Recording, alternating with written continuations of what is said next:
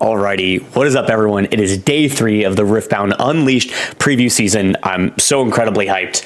Getting to you later today because I had to get my butt handed to me in pickleball, but my team carried me just like Riftbound is carrying me with all of this incredible content that they're pushing out. And yes, I have an Elder Dragon on the screen because Elder Dragon was one of the cards revealed today, and I think it's pretty freaking cool. So let's jump into it. Let's think about how Dragon decks might be a thing, and hint, hint, my reveal on March 25th might have something to do with dragons as well. So let's jump into it. So the first card revealed today, not first card, but the one I want to jump into first, is Elder Dragon. For 12 energy, 4 orange power, 10 might. This thing is expensive. It's an Aurora Dream. I hope Aurora gets banned because otherwise it's going to kind of suck playing against Aurora every deck for orange and purple, whatever. But I want to do this just because I think it's pretty when it has, you know, like the flashing. Let's actually look at the card though. Elder says, any amount of damage you do is enough to kill enemy units. So it's just Imperial Decree permanently. That alone, insane. That alone is a great card if you're playing some kind of token deck. Think like an orange-yellow deck. With Vanguard Armory. Interesting. But on top of that, it says when you play me, choose up to 1 enemy unit at each location, deal 1 to them. That's crazy. Kill 2 units, 10 might, permanent Imperial Decree. I kind of love this card, and I think it makes potentially dragon decks playable if you're trying to play the late game and you have to clear the board and you're like, what am I going to do with all my dragons that can't move? Like, yes, you can use Confront, but this is a way to clear that board and then have a big threat on the board. So absolutely love this card. I think it's going to be played a lot. Again, I'm scared about Aurora, and I think if you're not scared about Aurora, you should be. I think you really should be, so I really hope it gets banned. But then, out of nowhere, we get this incredible overnumber reveal for poros. And it's like Christmas in July, except we're not even in July, we're in March, but this is dropping in May. But we're just dropping some of the hardest poro art I've ever seen for all of the poros across all the colors. I absolutely love this. I cannot stress this enough. Someone was posting a picture of the Mystic Poro just getting smacked in the face. It's gorgeous artwork. I think there's a chance that these cards go for a lot of money. I personally would like to pull one. I think the overnumbered Lordly Poro just goes hard. It goes so hard. But gorgeous artwork, gorgeous cards, and honestly, I just love more chase cards in the set. So the more chase cards you can get, great. I personally am excited to see what the Ultimate Baron looks like. It's like more ultimate than a normal overnumbered or a signature card. Like, what are they going to put on it? And I hope they make it worthwhile. So really, really praying there. But jumping into some heat, let's look at some signature spells. We got the final legend revealed today as well, starting with Diana's signature spell, Moonfall. For 3 energy, 1 omnicolor power, action. Choose a battlefield where you have units. You may move up to 1 enemy unit to that battlefield. Then give enemy units there -2 this turn. So think of this as a charm and a watcher effect combined into one. I think this has a lot of potential, but I also think anything that's 1 power and under 4 for a spell just gets defied, just gets hard bargained, just gets abandoned, just gets not so fasted. So I love this card in theory, but I think in a meta of spell hate, this card might get perpetually turned off or returned to your hand. But that being said, just pulling a unit in, giving all enemy units -2, this is huge. So I love the potential of this deck, and I know people have been playing around with aggro Diana decks, and maybe if you put enough pressure, your opponent can't leave runes up. And so maybe you are able to turn the tide with this. I guess we'll see. That being said, our very own Diana released a Diana card, Diana Lunari. So super excited that she got to do a release this season, and also excited that it just happened to coincide with her name. But it says, when a showdown begins here, you may pay 1 energy. If you do, predict. So predicting is looking at the top card of your main deck. You may recycle it. Then reveal the top card of your main deck. If it's a spell, draw it. So think of this as like a Ravenbloom Conservatory.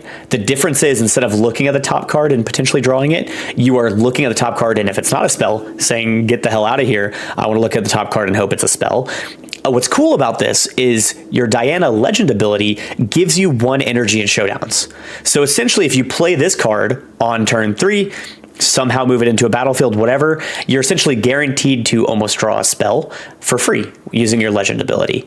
And people love 3 or 4 cost champion units that have no power cost. And so there's a world where this is a considerably played card. But jumping on from Diana, we have Poppy, Keeper of the Hammer.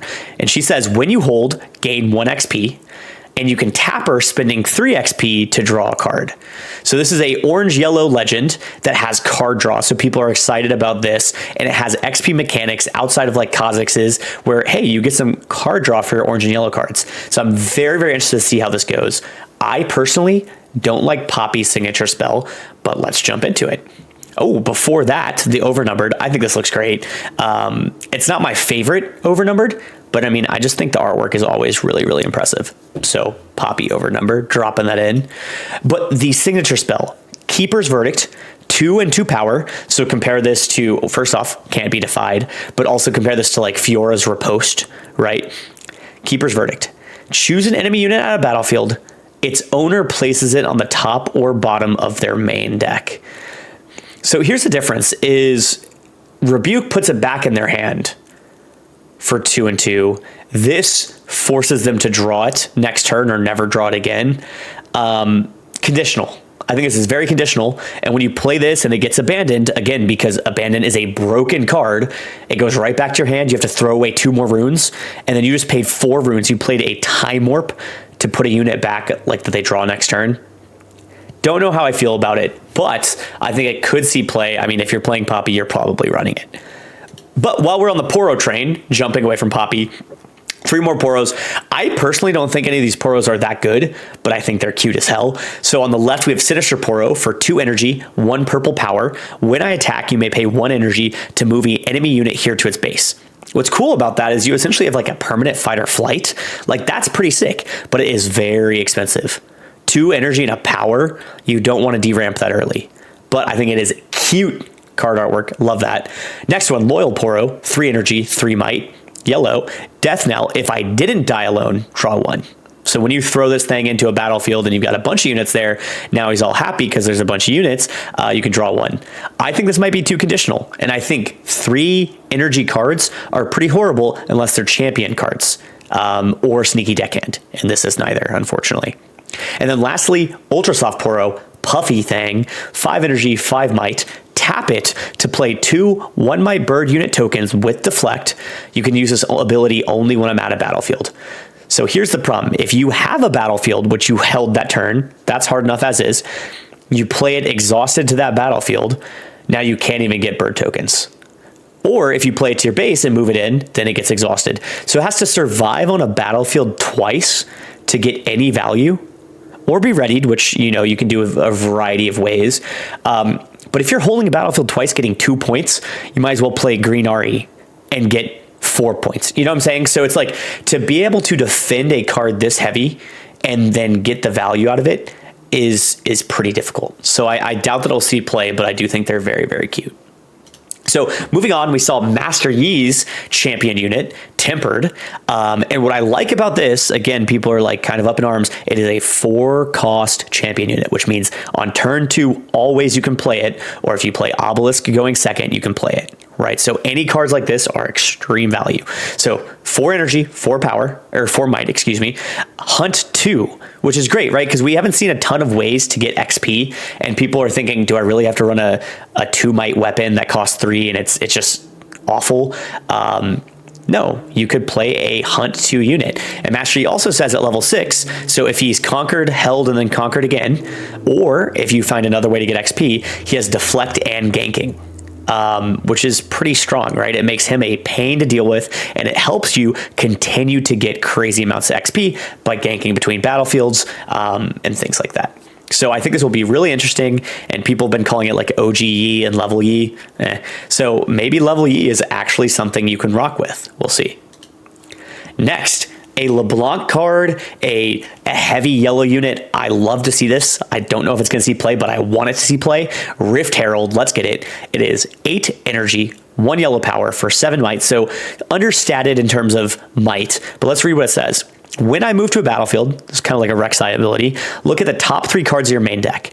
You may reveal a unit from among them and draw it. recycle the rest. So you don't give too much information unless you say, I played this unit or drew this unit. Death Knell, play a unit from your hand to your base, ignoring its energy cost. Okay, so let's say you play this and you move it in with LeBlanc. You tap LeBlanc, you make a mirror image copy of this. Now you have 2 Rift Heralds that when they die, you can play a unit from your hand to your base, ignoring its energy cost. And then if you combine that with the card that says kill a mighty unit, draw 2, channel 1 rune exhausted, now you are funneling, you are summoning units for free. There's a lot of potential here. And I think this could be what makes LeBlanc good, because I didn't see a bunch of top end or top heavy cards. All right, jumping on Ivern, his second unit for 5 energy, 1 green power, 4 might, Nurturer. When you play me or when I hold, look at the top 3 cards in your main deck. You may reveal a unit from among them and draw it. Recycle the rest. And then if you revealed a bird, cat, dog, or poro, buff a friendly unit. So this is a way to draw cards. I think this is too expensive, right? We were talking about how good champion units are that are 4 energy and no power. This is 5 energy, so you can't consistently play at turn 2. It costs 1 power. And then when you play me is a great effect, but when I hold is the next effect. It's not when I conquer. So you're going to get this once. So you're essentially paying 1 power and 1 energy to look at the top 3 cards and maybe buff someone, maybe draw something. It's interesting. I don't know if it's going to see consistent play. Jumping on, we have Yuumi for 3 energy, 1 green power, 1 might. So significantly understated. But Yuumi the Magical Cat says, when I attack or defend, give one of your other units here +3 might and tank. Which one I think is so cool, because that's just how Yuumi works. Super weak, super gentle, but when she attaches to someone else, she's a pain to deal with, and then they get really strong. So love that that's how the card works. I'm interested to see 3 energy and 1 power to buff something else consistently. Could be great, could not be, right? The way to look at this card is the effect that it gives combined on it. It is 3 energy and 1 power for effectively 4 might, right? But you also have Nidalee, right? You also have Nyla and Nidalee's ambush. And Yuumi dies to spells. So I don't know if I love it, but I think it's interesting and it could see play. Could see play for sure. Next we have Enviolus Vox, no idea. 8 energy, 2 red power for 8 might. And it says, when I conquer, give a friendly unit +8 this turn. I think this is way too conditional. How often are you going to be conquering and then swinging another unit in? I guess you could give it the 8 might. It's just White Flame, but worse, right? White Flame gives it consistently. This gives it only if you conquer. Not a big fan. I think this is going to be one of the cheaper, epic cards of the set, unfortunately. Next, we have Pike's champion unit. Again, a 3 energy champion unit, so people are excited about this. I don't know how I feel, but we'll see. Pike Returned, which can be hidden for a power and has backline, which is what we've seen as a new mechanic for the set. I must be assigned combat damage last. And he says, once each turn, when an enemy unit dies while I'm at a battlefield, play a gold gear token exhausted. So this just said when an enemy unit dies while I'm at a battlefield. I think we'd need some clarification here, but maybe if an enemy unit dies at a battlefield that he's not at, you can still get the gold gear token exhausted. Very, very interested to see if this ends up being good. I don't know how I feel about it. But it is gold generation and Pike, so there's a world where this is great. A lot of people say the whole hidden element is cool too, because you reveal it as a hidden card, it helps you win the combat, you get a gold, you bounce it with Pike next turn, making another gold, and then you get to hide him again. So it's kind of like the Teemo mechanic of putting Teemo back in your hand. I think TBD if this ends up being a good card. Next we have Fresh Beans, which I think is a funny card, of 2 energy gear that says when you play a unit during a showdown, you may exhaust this to draw 1. So this is kind of your Rengar style card that lets you continue to draw cards. So anytime you play something ambush, you're able to draw 1. I like that you don't have to exhaust it. Oh, I lied. You do have to exhaust it. It's conditional. It's probably not bad though if you need card draw. Moving forward, we have Ripper's Bay, which is the first battlefield, well, I guess second battlefield because I revealed one yesterday, that they have, which says when a unit here is returned to a player's hand, that player may pay 1 to channel 1 rune exhausted. I think this actually will be pretty good with Pike.